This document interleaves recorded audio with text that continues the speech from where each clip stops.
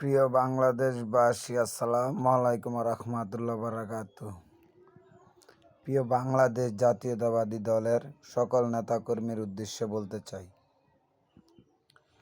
যখন এলডিবির রেদওয়ান আহমেদ বিএনপি থেকে পদত্যাগ করে এলডিবি দল গঠন করে, তখন খালেদা জিয়া মরহুম খুরশেদ আলম সাহেবকে চান্দিনা ৭ আসনের ধানের শীষ দিয়ে যান।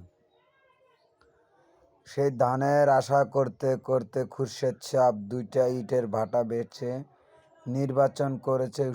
ওই নির্বাচনে রেদওয়ান সাহেব আলিয়া সাহেবের সাথে ড্রাইভারি করে আমাদের নেতা খুরশেদ আলম সাহেবকে হারিয়েছেন ইচ্ছাকৃতভাবে। ঠিক একইভাবে যদি এখন আপনারা শাওন সাহেবকে নমিনেশন না দেন, তাহলে আমি আশা করব আমার চান্দিনার যত বিএনপির ভাই বেরাদার আছে কেউ আর বিএনপি দলে থাকবে না। সবাই এক সুরে এক স্লোগানে ঝাঁপিয়ে পড়বে জামাতে।